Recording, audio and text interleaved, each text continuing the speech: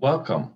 My name is Jeffrey Corbett, and I am the chair of the Governance Committee for National PTA. Today, my friend Latha and I will be going over the proposed bylaws and resolutions that will be presented at the 125th National PTA Convention. So as you can see, the agenda is right there. This is part of the welcome. Latha's going to introduce herself in a moment. We'll go over the bylaws and resolutions. We'll talk about how to amend those things, and finally, how the debate will happen upon the convention floor. So Latha, why don't you tell the folks a little bit about you? Thank you, Jeffrey. I'm Latha Krishnaiyer. I'm the co-chair of the National PTA Resolutions Committee, and we are pleased to bring forward the resolutions that will be considered at convention this year. Jeffrey? So it has become the norm for us to begin every meeting, every gathering by reviewing the PTA mission. This is often followed by reflection from whomever reads the mission and let them share what that means to them. So I'm going to ask Latha to read the mission, and then both of us will say a few words about what the mission means to us and how it impacts the work of our committees. Thank you.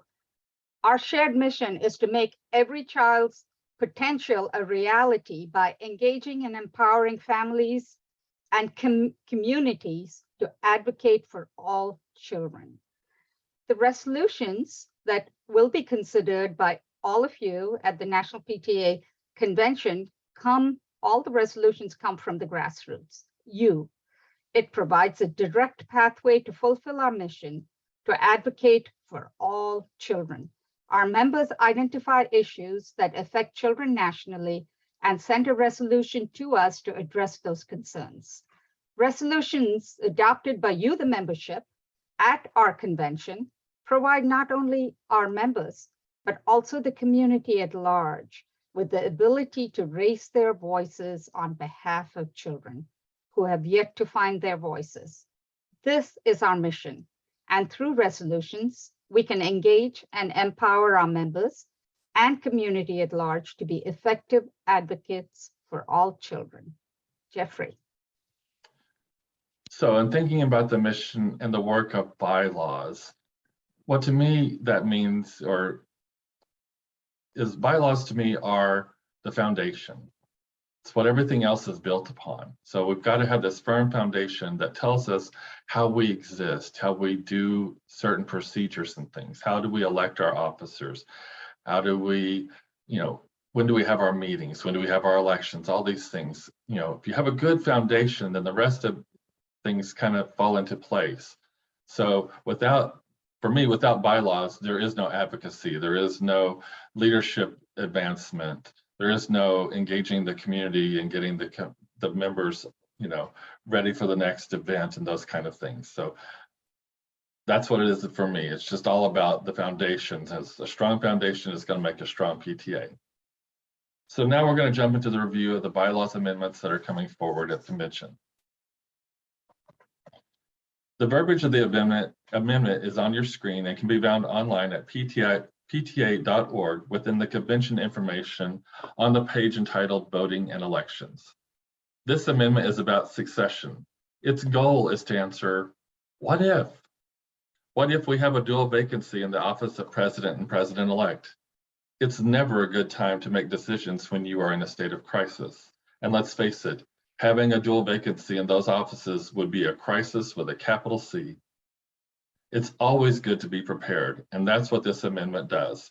It provides direction to the National PTA Board of Directors on how to move forward. Of course, we hope that this item is never needed, but if the last 2 years have taught us anything, it's that you just never know what could happen. The Governance Committee hopes that you will support this amendment and give the current and future Board of Directors members peace of mind. Many of you watching this presentation probably have qualifications for individuals who can serve on your board of directors or to be elected as officers. National PTA does as well, but there was one thing that was missing. If this amendment is adopted, here is how it would work. In June of 2022, NLRC member Roberta Smith, not her real name, will complete her term of service on that committee. The NLRC accepts letters of interest for board and officer positions in the fall of 2022 for the positions that will be elected at the 23 convention. Roberta Smith would be ineligible to submit a letter of interest for this election cycle, making her unable to stand for election as either a slated or self-nominated candidate. In the fall of 2023, when letters of interest are accepted for the 2024 election cycle, Ms. Smith can submit a letter of interest, allowing her to be slated or to self-nominate for election at the 2024 convention. So why is this amendment being proposed? Because there exists a potential conflict of interest. If a former member of an LRC were to submit a letter of interest in just a few short months after the term ends, there would be a significant number of members who served with them still on the committee charged with slating candidates. By removing them from that first year process would make that election cycle after they complete their term on the committee. The makeup of the committee will be changed enough in that second cycle to remove the conflict of interest. Our third and final proposed bylaw amendment is to change to the appointment of committee members, giving the newly installed president some additional time to complete the appointments. The current wording in the bylaws has been interpreted to mean the post-convention board meeting. In case you aren't aware, that happens on Sunday afternoon, right after convention ends. While the incoming president has time to consider many positions leading up to the election, there are several appointments that may have changes depending on the outcome of election. Additionally, it is not unusual for some proposed appointments to be reconsidered by the board of directors. Therefore, it would make sense to provide for some additional time for the president to make recommendations to the board of directors and possibly save the need for an additional special meeting of the board to approve further appointments. The governance committee and board of directors believe it is in the best interest of the association to provide this additional time and encourages you to adopt this amendment. Latha, I'm excited to hear about the resolutions that are coming to convention floor. Thank you, Jeffrey. The National PTA Resolutions Committee is bringing 3 resolutions to be debated and adopted at our 125th convention. All 3 of these resolutions look towards the future of our children and the preservation of the environment for them. We know how important the environment is to our younger generation.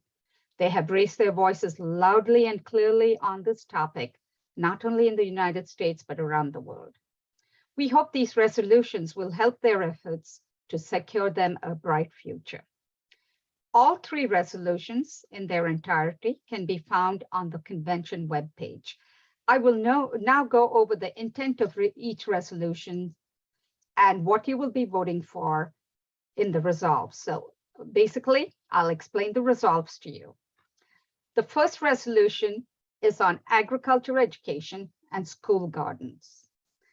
As we all know, agriculture is the lifeblood of this planet. It plays a role in our lives every single day, be it through the food we eat, clothing we wear, fuel, and a myriad of other materials that we depend on.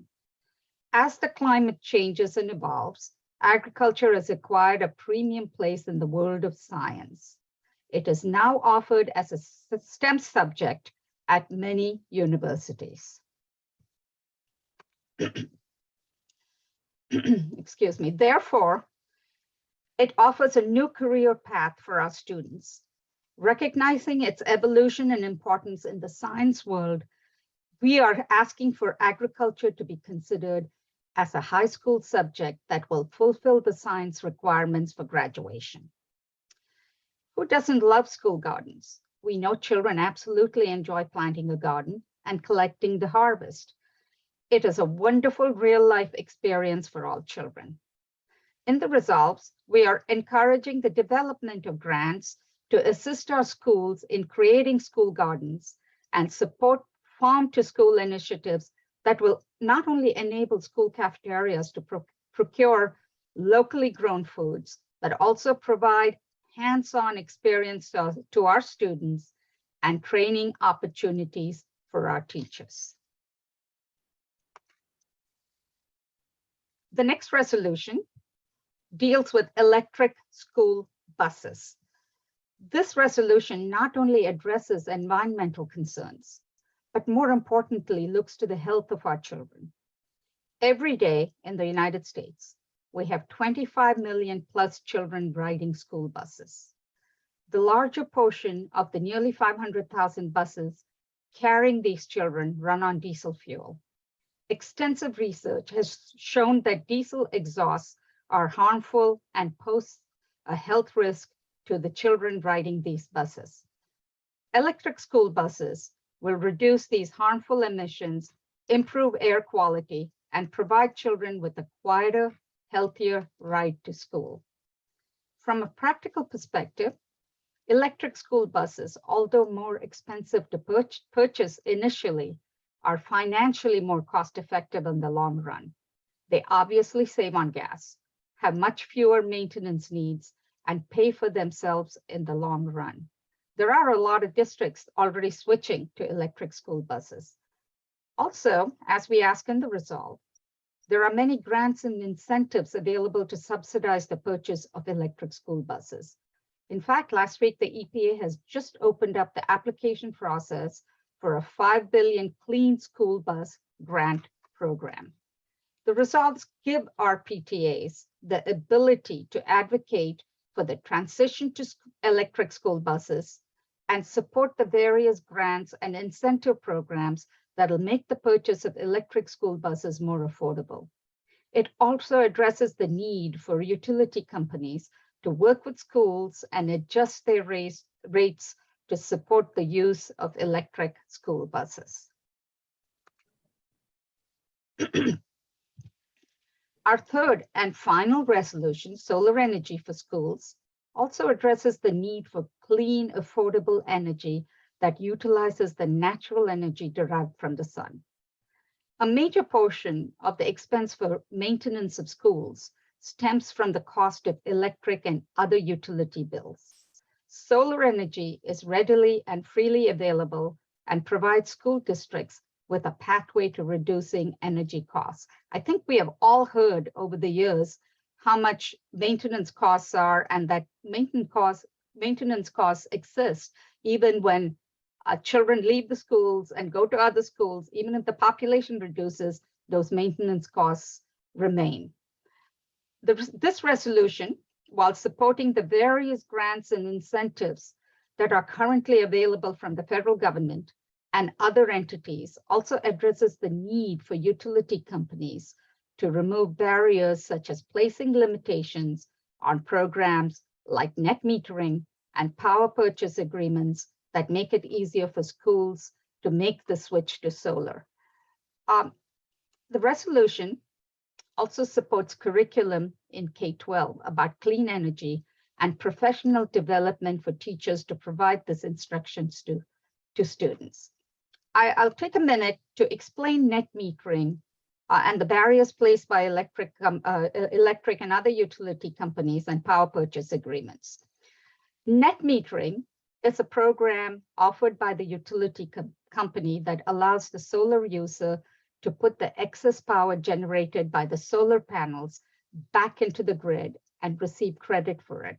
The advantage of the program is the solar user takes their excess power and gives it back to the power company, allowing the power company to use it and minimizing power cuts and all of those other things that happen when there is excess use on the grid, like hot summer days or cold winter days. So that's one of the reasons that net metering is something that we encourage utility companies to offer to all users, especially to our schools. Power purchase agreements are agreements that allow for third-party financing. In fact, the upfront costs may be borne by this third party, cutting the costs for schools and reducing all of their upfront costs for installing the solar panels. And in the end, the schools make the money back or are able to pay back with the reduced electric costs that they, power costs that they eventually have. If you have any further questions about these resolutions, the Resolutions Committee will be available to answer all your questions at the Resolutions Writing Lab on Friday, June 17th in room National Harbor 10. Also, you can always email us. Our emails are at the end of this webinar. Jeffrey? Latha, I'm looking forward to voting on these resolutions, and I'm sure the delegates will join me in thanking you and the committee members for bringing these forward to us. So now let's talk about amendments. While both our committees and the National Board have reviewed and voted to move these items to the convention floor, voting delegates at the convention do have the right to propose amendments to both the presented bylaws and resolutions. So Latha and I are going to tell you how that works. Okay. All primary amendments to either the bylaws or resolutions must be submitted in writing on the official motion form. The written amendments must be submitted on site at the Convention Center at one of the following times on Friday, June 17th. The first opportunity is during the Resolutions and Bylaws Amendment Writing Lab scheduled to take place from 8 to 9:15 a.m. in National Harbor 10. During this lab, members of both committees, as well as the National PTA parliamentarian, will be on hand to help any delegate develop their motion to amend. The second and final opportunity to turn in a motion form will be from 12 to 1:30 p.m. in the Experience Hall. Latha, is there anything else you would like to share about the resolution amendments? Absolutely, Jeffrey. While the resolution is comprised of both whereas and resolve statements, only the resolve statements are open for amendment from the convention floor.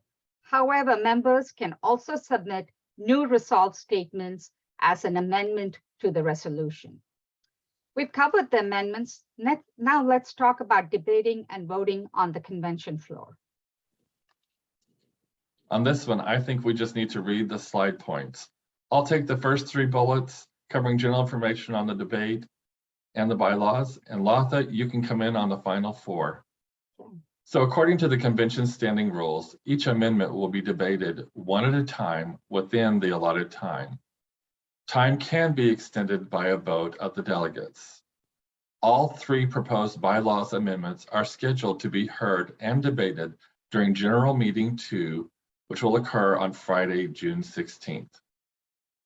All three resolution amendments are scheduled to be heard and debated during General Meeting 4 on Saturday, June 18th.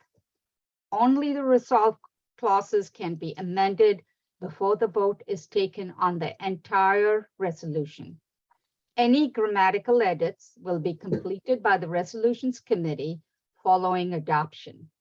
Adopted resolutions will be ratified by the National PTA Board of Directors at the post-convention meeting.